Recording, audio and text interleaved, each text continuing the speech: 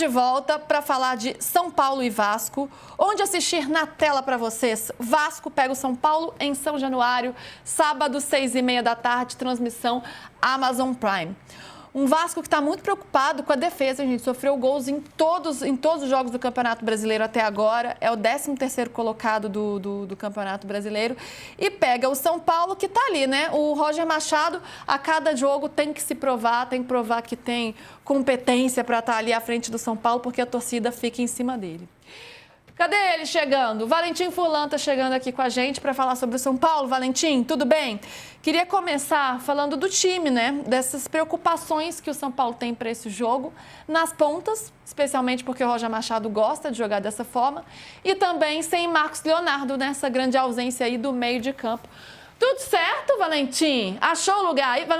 Eu preciso contar, Valentim. Valentim sumiu, gente. Cadê Valentim? Ah, preciso falar de São Paulo e Vasco, não estou conseguindo falar com o Valentim. Aí lá vou eu aqui, cadê você, Valentim? Aí eu falei, Valentim, eu preciso de você agora neste programa. Fui brava com você, Valentim? É verdade. Boa tarde. Pois é, São Paulo tem sérios problemas aí para essa partida. Ô, Valentim, não foi isso que eu te perguntei, Valentim. São questões de bastidores, né, que eu posso falar. Eu tenho que manter o silêncio aqui no ar. O silêncio? Mas Tudo que você disser poderia ser usado contra você, Valentim. Valentim, você anda muito bravo, viu? Outro dia chegou na redação, mas tava espumando, eu tomei uma atravessada assim de graça. Né, Valentim? Então, Valentão. Não, Tá. hoje eu tô manso, pode ficar tranquilo. Entendi. São Paulo tem uma partida importante amanhã. É difícil. São Paulo tem uma partida importante amanhã. O Marcos Antônio, de fato, está fora, não só dessa partida, né, mas potencialmente aí até a parada para a Copa do Mundo, no meio da temporada.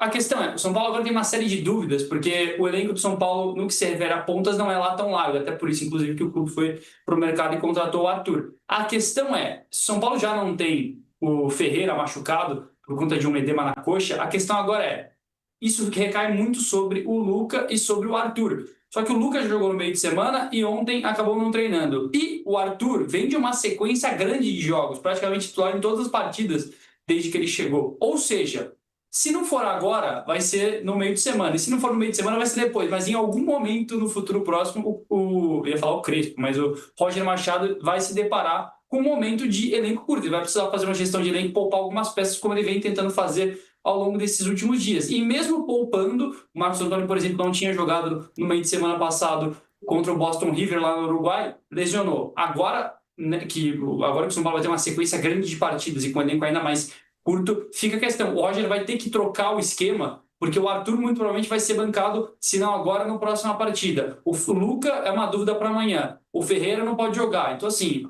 o carteado do Roger está ficando cada vez mais curto e ele, teoricamente, disse que o esquema dele é jogar com pontos. Mas a questão agora é se ele vai precisar reformular esse esquema e mudar um pouco o jeitão do São Paulo jogar, agora que, pelo menos nesses próximos dias, o São Paulo tem um elenco um pouco mais curto, Luísa. Dá para ir com uma dupla de ataque, dá para ir com o Cauli como camisa 10, dá para manter o Luciano como camisa 10, enfim, tem opções. A questão é, os pontas vão ser mantidos? Essa é a questão. O que fazer? Será que o Roger vai ser meio Crespo e vai voltar com uma dupla ou ele vai tentar insistir nas pontas? O que vocês acham? Ele vai insistir com o jeito que ele gosta de jogar. Mas mesmo com esses problemas aí para escalar? Mesmo assim, acho que ele vai tentar pesar. Por exemplo, o Tapia é um jogador que, quando veio para o Brasil, ele entendia-se o Tapia como um jogador que podia jogar como ponta de lança ou como centroavante. E a melhor condição para o Tapia sempre foi encarada. Na época eu falei com o Thiago Nunes, que foi técnico dele na Universidade Católica, que a melhor função dele era como ponta de lança, mas ele joga como ponta. Então você pode fazer ele como ponta para entrar na diagonal, só que você vai ter que dar largura para o campo com o lateral. Vai ter que ser o Enzo Dias, ultrapassando para você ter um cara que entre na diagonal. Mas ele não vai voltar. O São Paulo do losango de meio campo não existe mais. Eu acho que a preocupação maior para mim até não é a ausência dos pontas, porque ele está descobrindo o TT, ele está descobrindo o Luca Marques de novo. O problema são os volantes. Porque o São Paulo jogava com 3, né? Danielzinho, Bobadilla, Marcos Antônio e o Luciano e o Lucas na frente. Não tem mais isso. Mas ele fazia Marcos Antônio e Bobadilla. Marcos Antônio machucou.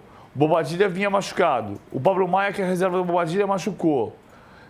Tem o Bobadilla e Danielzinho. Se não tivesse, eu tenho o Luan.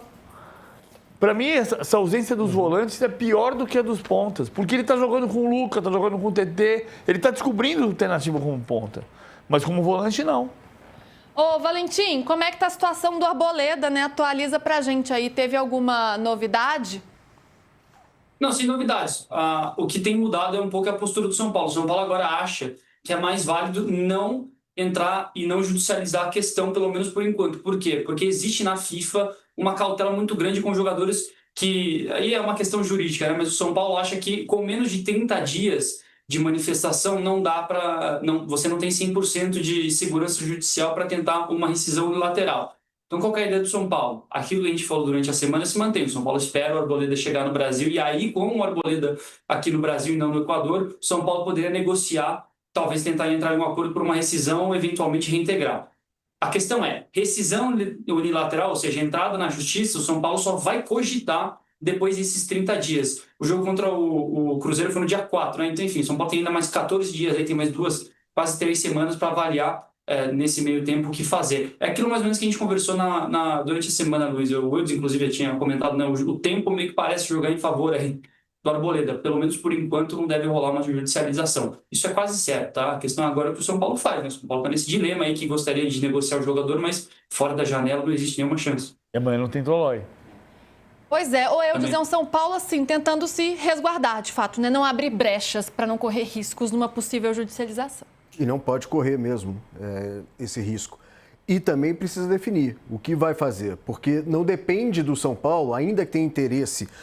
O São Paulo não quer reintegrar porque entende que o Arboleda já deu, já aprontou demais. Ou há uma reavaliação, não. O São Paulo precisa de zagueiro, tem esse elenco enxuto, vale também para a zaga. E talvez o custo-benefício, por mais que o Arboleda tenha aprontado muito nos últimos anos, compense. De qualquer maneira, a decisão do São Paulo passará por proposta ou falta de proposta de outros clubes. Então, o que fará na janela? Não adianta querer vender se não tiver proposta para vender, para negociar. Passa muito por isso. É isso. Valentim, boas apurações para ti. Bom fim de semana. Até semana que vem. Tchau.